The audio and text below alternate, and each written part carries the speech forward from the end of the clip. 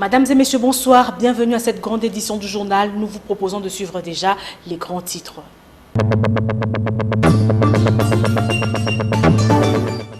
Bati Lukwebo Modeste, élu président du Sénat avec 89 sur 98 voix à l'élection de membres du bureau définitif de la Chambre haute du Parlement. Le procès de l'affaire du meurtre de Rossi Mukendi Chimanga, la prochaine audience du tribunal militaire de garnison de Kinshasa-Matete est fixée à lundi 8 mars 2021. Elle sera consacrée à la lecture de procès-verbaux des audiences précédentes.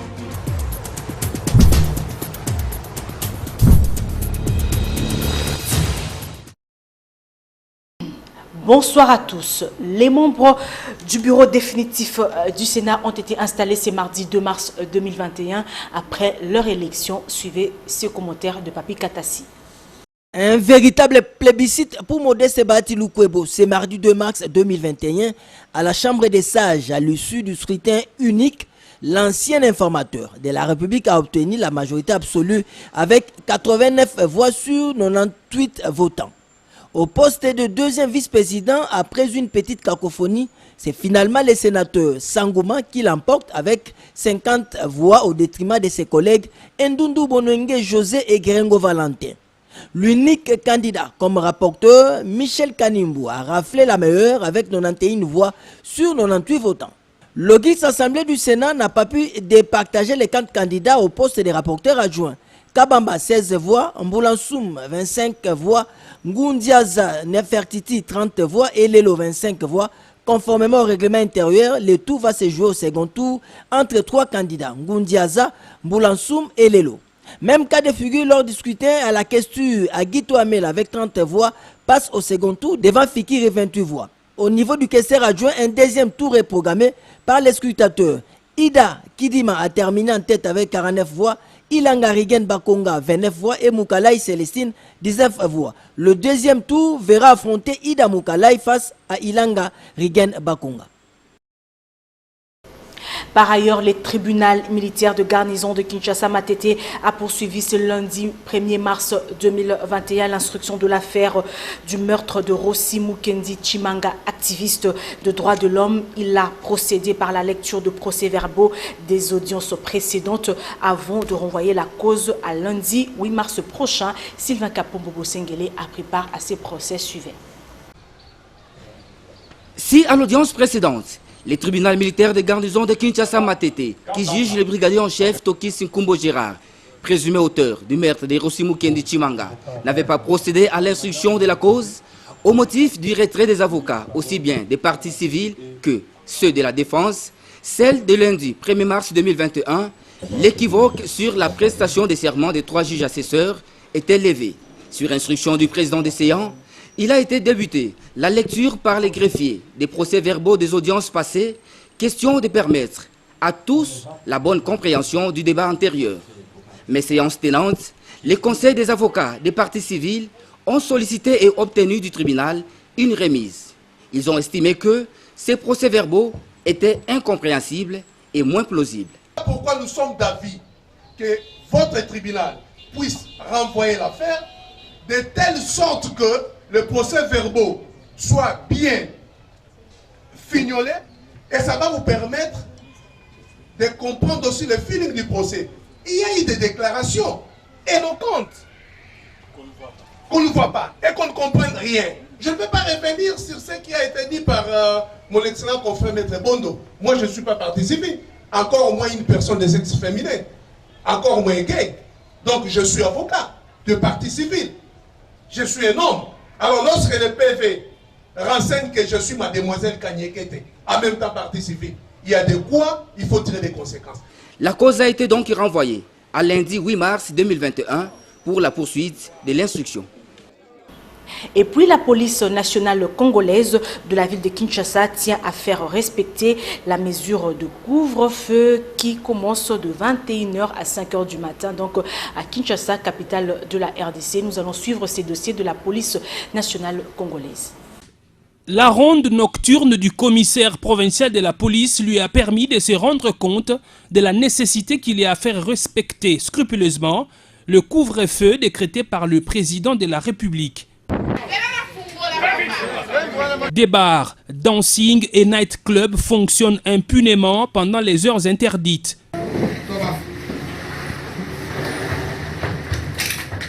De toutes les communes où le général Silvano Kasongo a fait son inspection, Bandalungwa a reçu la mauvaise, que dis-je, la très mauvaise note. Tenez, c'est dans cette municipalité, connue comme la cité d'ambiance, que la police a trouvé des boîtes de nuit fonctionnant comme en temps normal. Ici, au lieu connu sous l'appellation de Toison d'Or, les gens dansaient et buvaient quand la police est arrivée.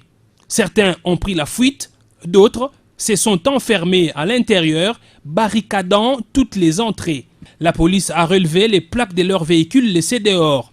Toujours à Paris, c'est comme ça que les Kinois aiment appeler Bandalungwa, le commandant de la ville a surpris les gens dans un deuil organisé en violation totale du couvre-feu.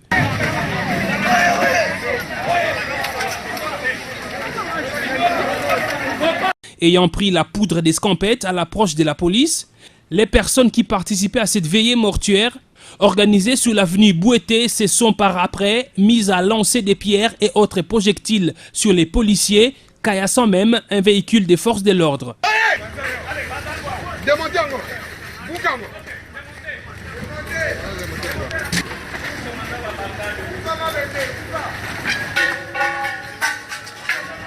Plusieurs personnes ont été interpellées dans ce deuil qui avait bloqué tout le croisement des avenues Bouété et Inga. Plus de 50 personnes acheminées à la police. Ces messieurs, contre toute attente, appelés des coupables. En tout cas, on a fait la moussala à la police. Non, en fait, on a connu une erreur. En tout cas, on a fait la moussala au général.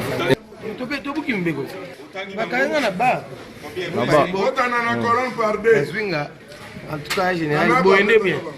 Il faut relever que le commandant de la police à Bandalungwa a été suspendu par le général Silvano Kasongo. Dans plusieurs autres endroits, le commandant de la ville a aussi sévi. Des véhicules stationnés jusqu'au petit matin.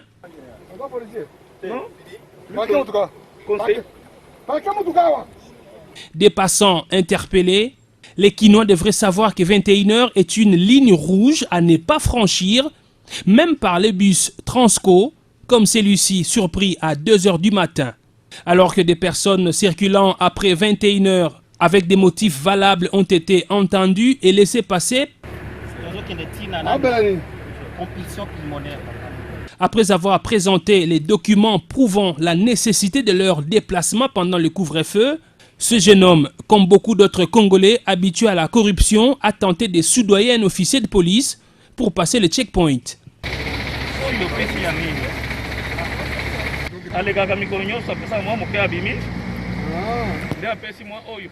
Pour non-respect du couvre-feu et tentative de corruption à un officier de police, il a été arrêté.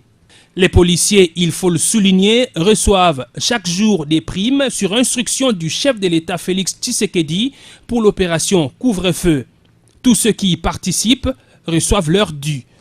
Il faut noter aussi que le commissaire provincial avait bien avant interpellé les véhicules voilant leurs plaques et ceux circulant illégalement avec gyrophare. C'est le cas de ces messieurs qui n'avaient ni titre ni qualité, mais qui a tenté visiblement d'intimider les forces de l'ordre en usant des gyrophares.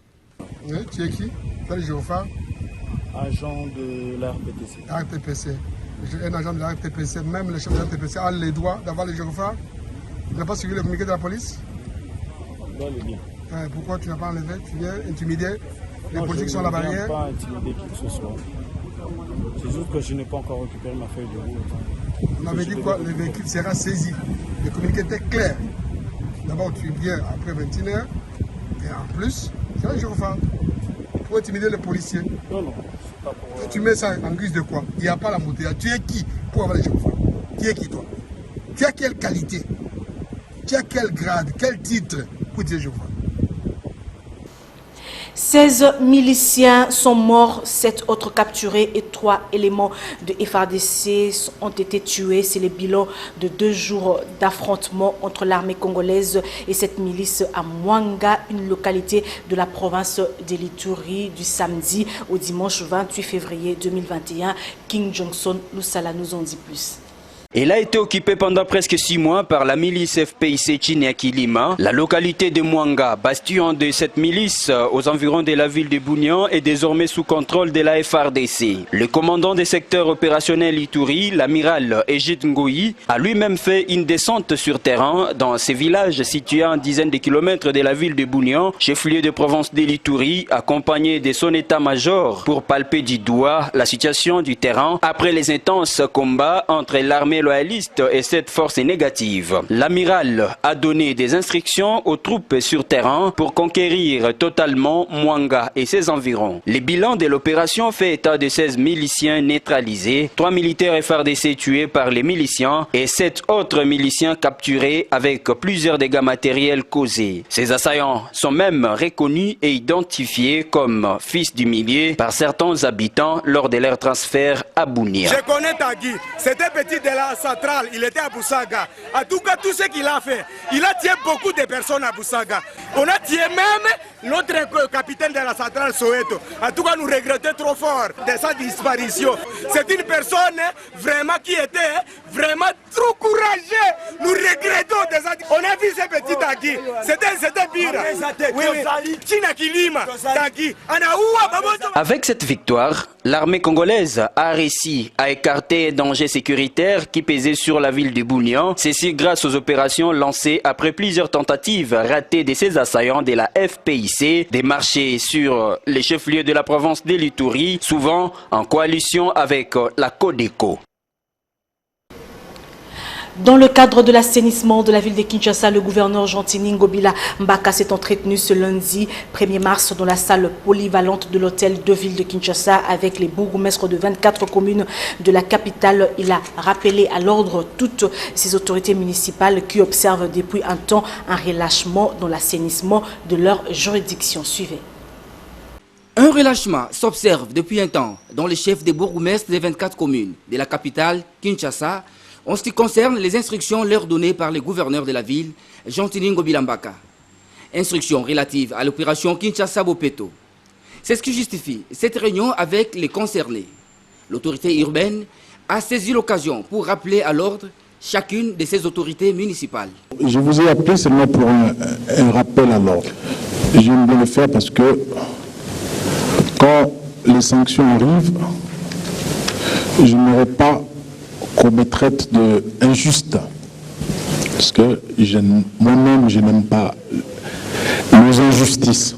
Gouverneur de la ville que je suis, je n'ai aucune commune à diriger. Ce sont plutôt les bourgmestres qui ont en charge leurs communes respectives. J'insiste énormément,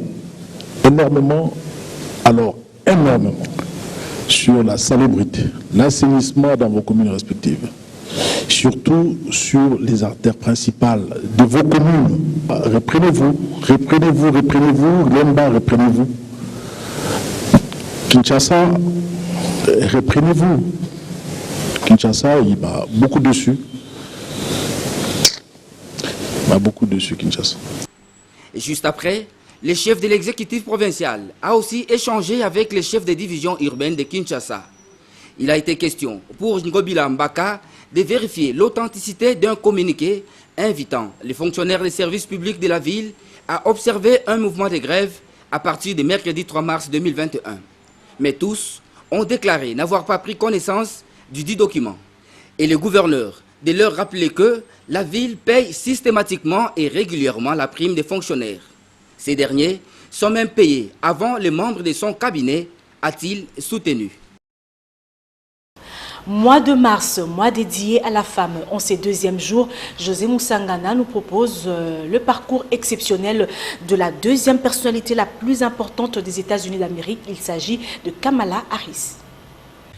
Très populaire parmi les démocrates, l'ancienne sénatrice de Californie, Kamala Harris, ex-procureure générale des États-Unis d'Amérique, avait annoncé sa candidature à l'élection présidentielle. Elle devient ainsi colistière de Joe Biden et entre dans l'histoire de la politique américaine. Elle devient donc officiellement la première femme vice-présidente. Métisse, de parents immigrés, de mère indienne et de père jamaïcain, elle est aussi la première noire et la première américaine d'origine asiatique à accéder à cette fonction. La première, mais pas la dernière, avait-elle dit dans un tweet posté en parallèle de son discours peu après l'annonce de la victoire de Joe Biden dans la course de la Maison-Blanche. Sa couleur de peau et son ascension rapide au sein du Parti démocrate, puisqu'elle a été candidate aux primaires après seulement un mandat de sénatrice en Californie, lui ont valu de nombreuses comparaisons avec Barack Obama, d'où les surnoms d'Obama au féminin. Il n'est d'ailleurs pas impossible que Kamala Harris occupe un jour le bureau ovale. Et puis, Torine Mbongo et Patrick Borel-Mukendi nous proposent de suivre le délabrement de l'avenue Kimwenza. Nous sommes dans la commune de Kalamou. Les usagers de la route Kimwenza dans la commune de Kalamou ont du mal à emprunter cette grande chaussée à cause de son mauvais état qui date de très longtemps. Les piétons, les chauffeurs et les motocyclistes souffrent surtout après les pluies qui s'abattent régulièrement sur Kinshasa. Ces derniers sollicitent l'implication de l'autorité compétente.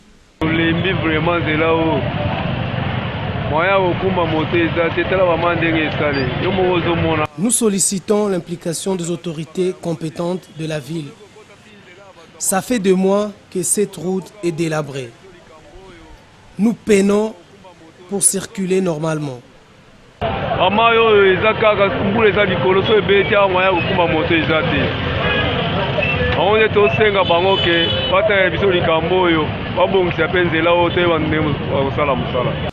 L'état de cette route date de longtemps. L'autorité compétente devrait mettre le moyen pour y remédier car c'est une route qui traverse 3 communes, notamment Kalamou, Ngaba et Makala. Nous restons dans la commune de Kalamou pour vous dire que le pont Bongolo s'affaisse de plus en plus et puis les déchets ménagers polluent l'environnement. Brandine Toumba et José Moussangana sont passés par là. Une rivière couverte de bouteilles en plastique, une route délabrée, c'est l'image qu'offre l'avenue Bongolo avec ce pont menacé d'écroulement séparant le quartier Yolo et Kimbangu d'avec ceux de Kaouka et Matongé, tous de la commune de Kalamou. Cette situation n'est pas du tout méconnue du premier citoyen de la ville de Kinshasa qui, il y a 6 mois, avait procédé à la pose de la première pierre pour lancer les débuts de travaux de réhabilitation. Ça fait des années. Rien ne se fait, rien ne se réalise. Il y a longtemps que ce problème demeure, mais jusque-là, rien n'est encore fait. Il faudrait remonter les niveaux du pont, sinon les pires risquent d'arriver pendant la saison de pluie qui s'annonce déjà. Mais malheureusement, après avoir posé la première pierre, Gentini Ngobila est parti pour de bon, alors que la situation va de mal en pis.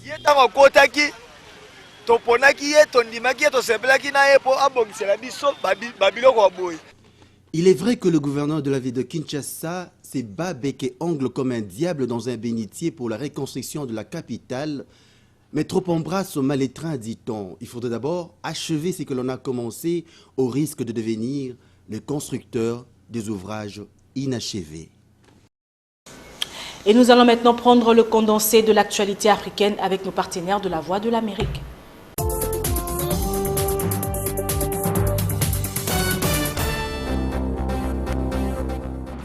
Au Tchad, l'opposant Salem Kebzabo a retiré sa candidature de la présidentielle du 11 avril, accusant le président Idriss Déby d'intimider ses rivaux par l'usage de la force. Dimanche, une tentative d'arrestation du candidat Yaya Dilo Djerou a fait au moins 2 morts à son domicile.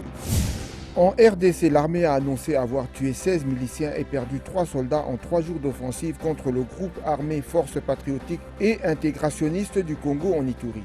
Elle a ajouté que 2 localités où les rebelles se retranchaient sont passées sous son contrôle. Au Nigeria, des négociations sont en cours pour obtenir la libération de 317 adolescentes enlevées vendredi dans leur pensionnat dans l'état de Zamfara, selon les autorités de cet état. Il s'agit de la 4e attaque d'école en moins de 3 mois dans cette région. Le président ghanéen Nana Akufo-Addo est devenu ce lundi la première personne à recevoir une injection du vaccin contre le Covid-19 financé par COVAX, le dispositif de l'ONU qui permet un accès au vaccin aux pays à faible revenu. Le Ghana a reçu 600 000 doses de COVAX la semaine dernière.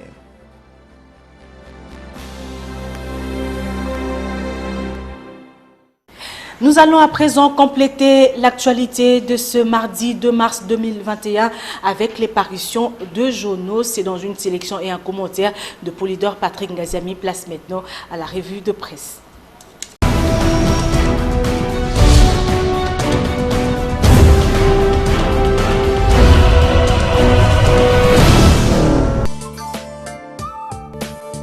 L'actualité ce mardi 2 mars, c'est bien sûr l'élection et l'installation du bureau définitif du Sénat. C'est le grand jour dans cette chambre du Parlement, écrit La Prospérité dans sa livraison de ce jour. Et l'on va vers le plébiscite de Modeste Bahati, le candidat président au perchoir, indique le quotidien, après qu'il se soit adressé hier à ses pairs pour solliciter leur vote.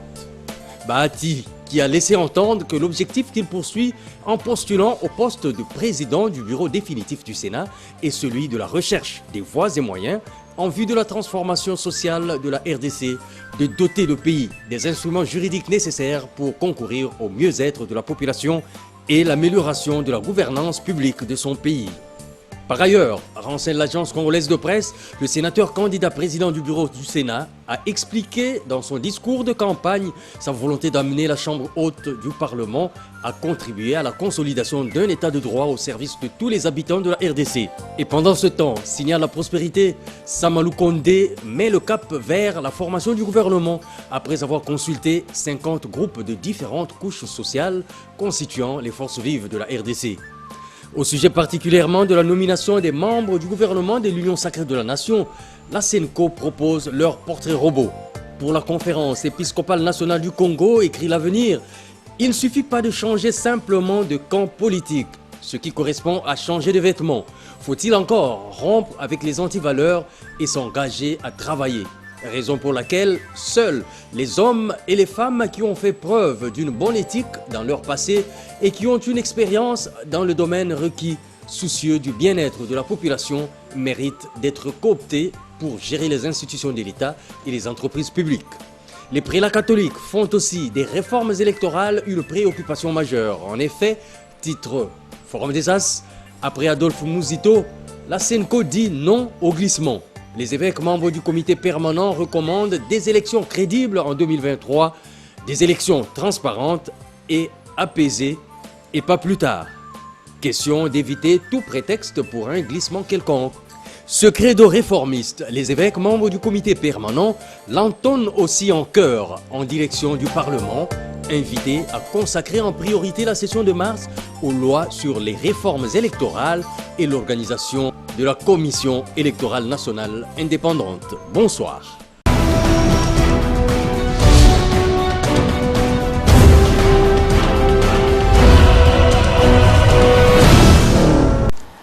Mesdames et messieurs, ce journal est terminé. Merci à vous tous qui l'avez suivi. Nous allons prendre le rappel des titres. Bahati Lukwebo Modeste est le président du Sénat avec 89 sur 98 voix à l'élection de membres du bureau définitif de la Chambre haute du Parlement. Le procès de l'affaire du meurtre de Rosimu Kendi Chimanga, la prochaine audience du tribunal militaire de garnison de Kinshasa-Matete est fixée à lundi 8 mars 2021. Elle sera consacrée à la lecture de procès-verbaux des audiences précédentes.